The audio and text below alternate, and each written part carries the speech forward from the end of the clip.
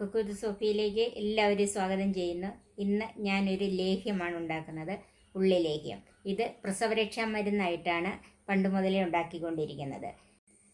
ഇത് പരമ്പരാഗതമായ ഒരു ലേഹ്യമാണെങ്കിലും ഞാൻ അതിനകത്ത് കുറച്ച് കാഷ്യൂനട്ടും ബദാമും ചേർത്തിട്ടുണ്ട്. അത് എന്തിനാണെന്ന് വെച്ചാൽ വിളർച്ചയുള്ള ആർക്കും ഇത് കഴിക്കാൻ പറ്റിയതാണ്, പ്രത്യേകിച്ച് പെൺകുട്ടികൾക്ക്. ഇതൊരു പ്രസവരക്ഷാ മരുന്ന് മാത്രമല്ല, പണ്ട് ഇത് അങ്ങനെയാണ് ഉണ്ടാക്കി കൊടുത്തിരുന്നത്. എന്നാൽ ഇന്ന് വിളർച്ചയും ആരോഗ്യക്കുറവുമുള്ള ആർക്കും കഴിക്കാൻ പറ്റിയ ഒരു ലേഹ്യമാണ് ഈ ഉള്ളി ലേഹ്യം. വളരെ കുറഞ്ഞ ചെലവിൽ ഇത് വീട്ടിൽ ഉണ്ടാക്കിയെടുക്കാൻ പറ്റിയ ഒരു സിമ്പിൾ ലേഹ്യമാണിത്. നിങ്ങളെല്ലാവരും ഇതൊന്ന് ട്രൈ ചെയ്ത് നോക്കണം, ഇതിൻ്റെ ഫീഡ്ബാക്ക് അറിയിക്കുകയും ചെയ്യണം.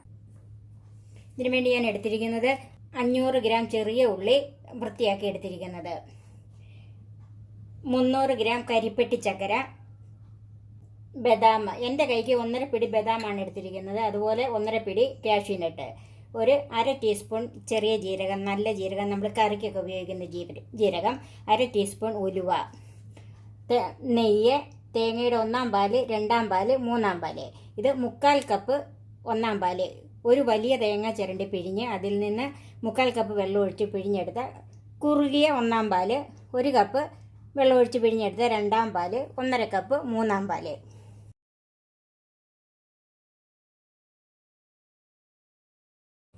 ഇനി നമുക്ക് ഈ ഉള്ളി ഒന്ന് വേവിച്ചെടുക്കണം. അത് 3-ാം പാലിലാണ് വേവിച്ചെടുക്കുന്നത്, അല്ലാതെ പച്ചവെള്ളം ഇതിനകത്ത് ചേർക്കരുത്. അതിനായിട്ടൊരു കുക്കറിലേക്ക് മാറ്റാം. ഇതിലേക്ക് 3-ാം പാല് ഒഴിച്ചു കൊടുക്കാം. ഇനി നമുക്ക് കുക്കർ അടച്ചു വെക്കാം. ഇത് 3 വിസിൽ കേൾക്കണം. ഹൈ ഫ്ലെയിമിൽ 1 വിസിൽ, ലോ ഫ്ലെയിമിൽ 2 വിസിലും. ഇനി നമുക്ക് ഈ ചക്കരയൊന്ന് ഉരുക്കിയെടുക്കാം. അതിനൊരു പാത്രത്തിലേക്ക് മാറ്റാം. അതിലേക്ക് ഒരു 1/2 ഗ്ലാസ് വെള്ളം ചേർക്കാം. ഇത് നന്നായിട്ട് ഉരുകാൻ വെക്കാം. ഇത് നമുക്ക് മറ്റൊരു അടുപ്പിലേക്ക് മാറ്റി വെക്കാം. ഇനി ഈ കാഷ്യൂനട്ടും ബദാമും ഒന്ന് റോസ്റ്റ് ചെയ്തെടുക്കാം. ഇതൊന്ന് ഡ്രൈ റോസ്റ്റ് ചെയ്താൽ മതി, അതുകൊണ്ട് ഞാനൊരു പഴയ പാനാണ് എടുത്തിരിക്കുന്നത്.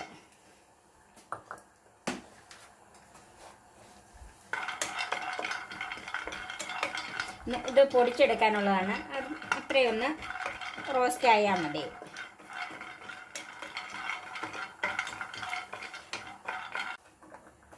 ബദാം ചൂടായിട്ടുണ്ട്, ഇത് നമുക്കൊരു പാത്രത്തിലേക്ക് മാറ്റി വെക്കാം. നമുക്ക് കാഷ്യൂനട്ട് റോസ്റ്റ് ചെയ്തെടുക്കാം.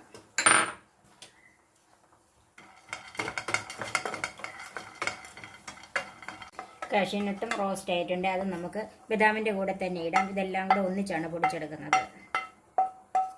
ഇനി തീ തീരെ കുറച്ച് വെച്ചിട്ട് ജീരകം ഒന്ന് റോസ്റ്റ് ചെയ്തെടുക്കാം.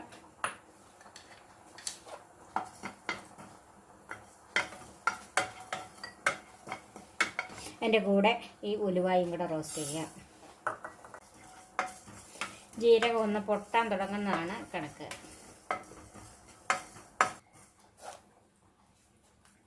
ജീരകവും ഉലുവായും ഒക്കെ പൊട്ടാൻ തുടങ്ങിയിട്ടുണ്ട്, നമുക്ക് തീ ഓഫ് ചെയ്യാം. അതും ഈ കാഷ്യൂനട്ടിൻ്റെ കൂടെ ചേർക്കാം. നമുക്ക് ഉള്ളി നന്നായിട്ട് വെന്തിരിക്കുവാണ്. നമ്മൾ 3 വിസിൽ കേട്ട് കഴിഞ്ഞ് ഓഫ് ചെയ്തിട്ടിരുന്നതാണ്. ഉള്ളി നന്നായിട്ട് വെന്തിട്ടുണ്ട്, ഇപ്പം തണുത്തിട്ടുണ്ട്. ഇതൊന്ന് അരച്ചെടുക്കണം. ഇത് അരച്ചെടുക്കാനായിട്ട് ഒരു മിക്സിയുടെ ജാറിലേക്ക് മാറ്റാം.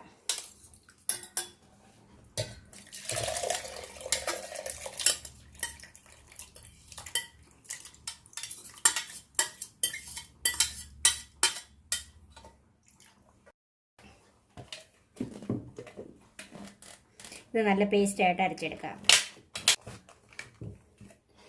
ഉള്ളി നല്ല പേസ്റ്റായിട്ട് അരിഞ്ഞിട്ടുണ്ട്, ഇത് നമുക്ക് മാറ്റി വെക്കാം. ഇനി നമുക്ക് റോസ്റ്റ് ചെയ്ത് വെച്ചിരിക്കുന്ന ബദാമും കാഷ്യൂനട്ട്, ജീരകവും ഉലുവായും കൂടെ ഒന്ന് പൊടിച്ചെടുക്കാം.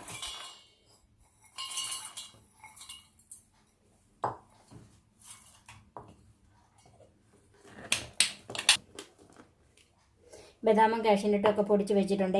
ഇതിൽ കൂടുതൽ ഇത് പൊടിയാൻ നിന്നാൽ ഇതിൻ്റെ എണ്ണ ഇറങ്ങി വരും, അതുകൊണ്ട് ഇത്രയും ഇതുപോലെ തരിതരിപ്പായിട്ട് തന്നെ പൊടിച്ചാൽ മതി. ഇത് നമുക്ക് മാറ്റി വെക്കാം. ഒരു വലിയ പാത്രം വെക്കണം. ചൂട് കട്ടിയുള്ളതുമായിരിക്കണം, അല്പം പൊക്കമുള്ള പാത്രമായിരിക്കണം. ഇത് കുറച്ച് കഴിയുമ്പോഴത്തേക്കും പൊട്ടിത്തെറിച്ച് നമ്മുടെ കയ്യിലേക്ക് വീഴാൻ തുടങ്ങും. അതുകൊണ്ട് സാമാന്യം വലിപ്പമുള്ളൊരു പാത്രം തന്നെ വെക്കണം. ചൂടായ പാനിലേക്ക് നെയ്യ് ഒഴിച്ചു കൊടുക്കാം. ഞാനിപ്പോൾ ഇതിൻ്റെ അത് 2 ടേബിൾ സ്പൂൺ നെയ്യ് ഒഴിച്ചിട്ടുണ്ട്. ആ നെയ്യിൽ അതിലേക്ക് നമ്മൾ അരച്ച് വെച്ചിരിക്കുന്ന ഉള്ളി ചേർക്കാം.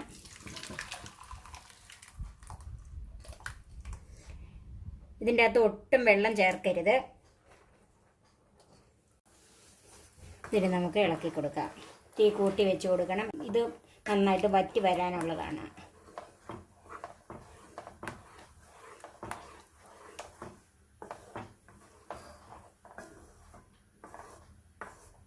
ഇതിപ്പോൾ ഉള്ളി അടുപ്പ് വെച്ച് തിളയ്ക്കാൻ തുടങ്ങി. അതിലേക്ക് തേങ്ങയുടെ 2-ാം പാല് ചേർക്കാം.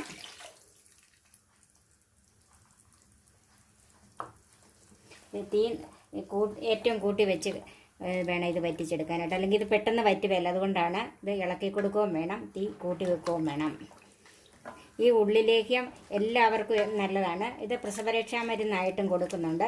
90 ദിവസത്തിനകം ഈ ലേഹ്യം കഴിച്ചാൽ മതിയെന്നാണ് പഴമക്കാർ പറയുന്നത്. പിന്നെ വിളർച്ചയുള്ളവർക്ക് ആർക്ക് വേണേലും ഈ മരുന്ന് കഴിക്കാം. രാവിലെയും വൈകുന്നേരവും 1 ടീസ്പൂൺ വീതം കഴിച്ചാൽ മതി. സ്ത്രീകൾക്ക് ഏറ്റവും നല്ലതാണിത്. അതായത് ഈ പീരീഡ്സ് ഒക്കെ ഉണ്ടാകുന്ന ചില കുട്ടികൾക്ക് വിളർച്ചയുള്ളവരുണ്ട്. അവർക്ക് ഈ ലേഹ്യം ഏറ്റവും നല്ലതാണ്. ശരീരപുഷ്ടി ഉണ്ടാകാനും രക്തം ഉണ്ടാകാനും നല്ലതാണ് ഈ ലേഹ്യം. ഇത് ഒത്തിരി ഒന്നിച്ചുണ്ടാക്കി വെക്കണമെന്നില്ല. തേങ്ങാപ്പാൽ ചേർക്കുന്നതുകൊണ്ട് ഇത് 1 മാസത്തിൽ കൂടുതൽ ഇരിക്കുകയില്ല. നമ്മൾ വെച്ചേക്കാനും പറ്റുകയില്ല. അതുകൊണ്ട് കുറേശ്ശെ ഉണ്ടാക്കി വെക്കുന്നതാണ് നല്ലത്.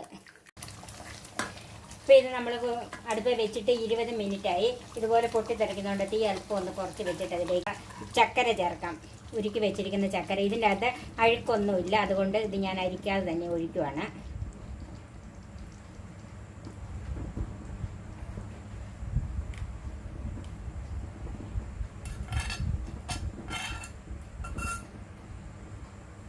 നന്നായിട്ടൊന്ന് മിക്സ് ചെയ്യണം. തീ കൂട്ടി കൊടുക്കുവാണ്.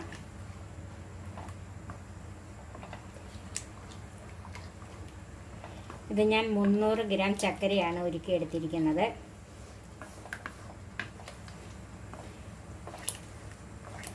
സാധാരണ ഉള്ളി എടുക്കുന്നതിന് പകുതി എടുത്താലും മതി. അപ്പത്തേന് മധുരം ഇച്ചിരി കുറവായിരിക്കും. അതുകൊണ്ടാണ് ഞാൻ അല്പം കൂടെ കൂട്ടി എടുത്തിരിക്കുന്നത്. ഒത്തിരി മധുരം വേണ്ടിയവരാണെങ്കിൽ കുറച്ചുകൂടെ കൂട്ടിയെടുക്കണം. ഇതിന് ഇളക്കിക്കൊണ്ടിരിക്കണം. ഇത് നോൺ സ്റ്റിക്ക് പാത്രമായതുകൊണ്ട് തുടരെ ഇളക്കണമെന്നില്ല. നോൺ സ്റ്റിക്ക് അല്ലാത്ത പാത്രമാണെങ്കിൽ തുടരെ ഇളക്കിക്കൊണ്ടിരിക്കണം, ഇല്ലെങ്കിൽ അടി പിടിക്കും. തീ ഇപ്പം ഞാൻ കൂട്ടിയാണ് വെച്ചിരിക്കുന്നത്. ഇതിൻ്റെ അകത്ത് ഞാൻ ചേർത്തിരിക്കുന്നത് പനഞ്ചക്കരയാണ്. ഒരു കാരണവശാലും പഞ്ചസാര ചേർക്കരുത്. ഇനി പനഞ്ചക്കര കിട്ടിയില്ലെങ്കിൽ ശർക്കര ചേർക്കാം. ഇത് മിക്കവാറും സൂപ്പർ മാർക്കറ്റുകളിലൊക്കെ ഇപ്പം പനഞ്ചക്കര ലഭ്യമാണ്. പാം ജാഗരി എന്ന് പറയും. ഇല്ലെങ്കിൽ അങ്ങാടി മരുന്ന് കടയിൽ ഇത് കിട്ടും. കഴിവതും പനഞ്ചക്കര തന്നെ ചേർക്കാൻ നോക്കുക. അതാണ് ഈ ലേഹ്യത്തിന് ഏറ്റവും നല്ലത്. ഇനി നമുക്ക് അതിലേക്ക് പൊടിച്ച് വെച്ചിരിക്കുന്ന പൊടികൾ ചേർക്കാം.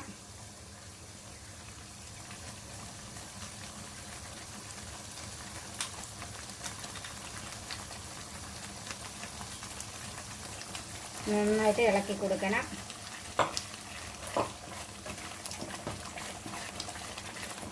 ഇതിങ്ങനെ പൊട്ടിത്തെറിച്ച് വരും ഇനി. അതുകൊണ്ട് ഒന്നുകിൽ ഇച്ചിരി അകന്ന് മാറി നിൽക്കുകയും നല്ല നീളമുള്ള ചട്ടകം ഉപയോഗിക്കുകയും ചെയ്യുക. തീയും കുറച്ച് വെക്കണം. തീരെ കുറയ്ക്കരുത്. തീരെ കുറച്ചാൽ ഇത് കുറുകി വരാൻ ഒത്തിരി താമസിക്കും.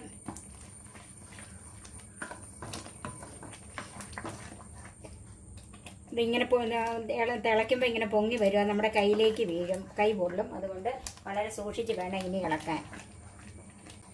ഇതിൽ ഞാൻ ബദാമും കാഷ്യൂനട്ടും ഒക്കെ പൊടിച്ച് ചേർത്തിട്ടുണ്ട്. ഇത് ശരീരപുഷ്ടിക്കും രക്തം ഉണ്ടാകാനൊക്കെ ഏറ്റവും നല്ലതാണ്. സാധാരണ ഈ ഉള്ളി തന്നെ ഇങ്ങനെ ലേഹ്യം ഉണ്ടാക്കിയാൽ അതുകൊണ്ട് വലിയ പ്രയോജനം ഉണ്ടെന്ന് എനിക്ക് തോന്നുന്നില്ല. എനിക്ക് കിട്ടിയതും എനിക്ക് തന്നതും ഒക്കെ ഇതുപോലെ ലേഹ്യം ഉണ്ടാക്കിയാണ്. അതുകൊണ്ട് നിങ്ങളും പെൺമക്കൾക്കും ഒക്കെ ഇതുപോലെ ലേഹ്യം ഉണ്ടാക്കി കൊടുക്കുക. ആൺപിള്ളേർക്ക് ആർക്കും വിളർച്ചയുള്ള ആർക്കും കഴിക്കാൻ പറ്റിയ ഒരു ലേഹ്യമാണ് ഇത്. ആഹാരശേഷം രാവിലെയും വൈകുന്നേരവും 1 ടീസ്പൂൺ വെച്ച് കഴിക്കണം. വളരെ നല്ലതാണ്.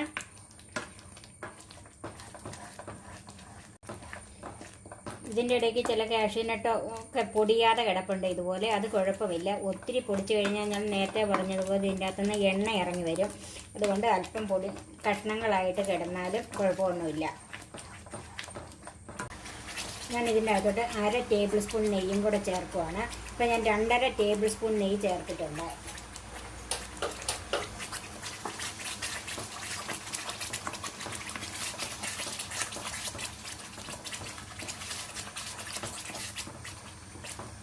ഇനി ഇത് ഇളക്കിക്കൊണ്ടിരിക്കണം.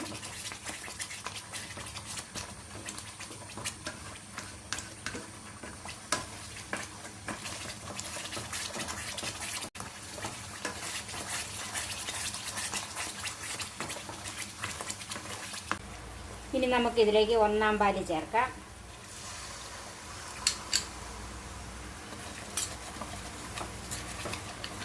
നന്നായിട്ടൊന്ന് ഇളക്കി മിക്സ് ചെയ്യണം.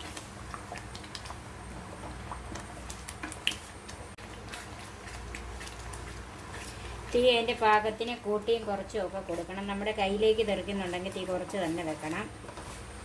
എന്നാൽ ഇത് തിളച്ചുകൊണ്ടിരിക്കുകയും വേണം.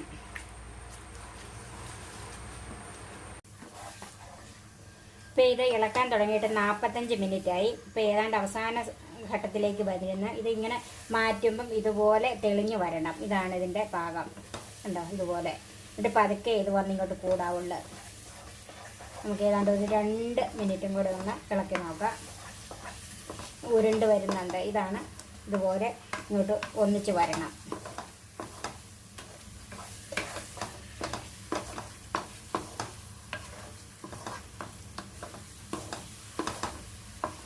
ഞാൻ ഈ 45 മിനിറ്റ് ഇളക്കിയതിൽ കൂടുതലും സമയവും ഹൈ ഫ്ലെയിമിലിട്ട് തന്നെയാണ് ഇളക്കിയത്.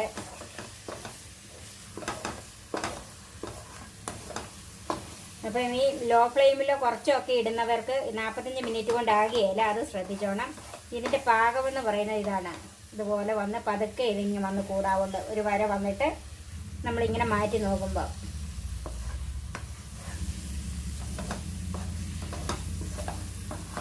ഇങ്ങനെ അതുപോലെ ഇങ്ങനെ വിട്ട് വരും ചട്ടിയെന്ന്. ഉള്ളിലേക്കും റെഡിയായി. ഇനി നമുക്ക് തീ ഓഫ് ചെയ്യാം. എന്നിട്ട് അല്പസമയം കൂടെ ഒന്ന് ഇളക്കാം. ഇനി ഇരിക്കും തോറും അല്പം കൂടെ ഇത് കുറുകി വരും.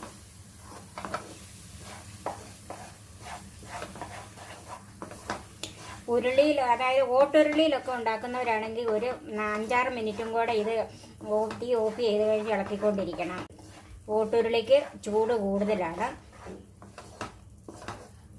നമുക്ക് ഈ ഉള്ളിലേക്ക് തണുക്കാൻ വെക്കാം. തണുത്ത് കഴിഞ്ഞ് വായു കടക്കാത്ത കുപ്പിയിലാക്കി സൂക്ഷിക്കണം. ഒരാഴ്ചയിൽ കൂടുതൽ ഇത് പുറത്ത് വെക്കരുത്. ഫ്രിഡ്ജിൽ വെക്കണം.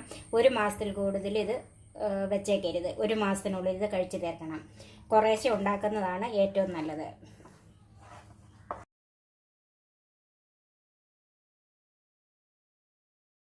നിങ്ങളിത് ഉണ്ടാക്കി നോക്കിയിട്ട് നിങ്ങൾക്കിത് ഇഷ്ടപ്പെട്ടാൽ നിങ്ങളുടെ ഫ്രണ്ട്സിനും റിലേറ്റീവ്സിനും ഷെയർ ചെയ്ത് കൊടുക്കണം. അതുപോലെ കമൻറ്റ് ചെയ്യാനും മറക്കരുത്. നല്ലൊരു റെസിപ്പിയുമായി നമുക്ക് വീണ്ടും കാണാം.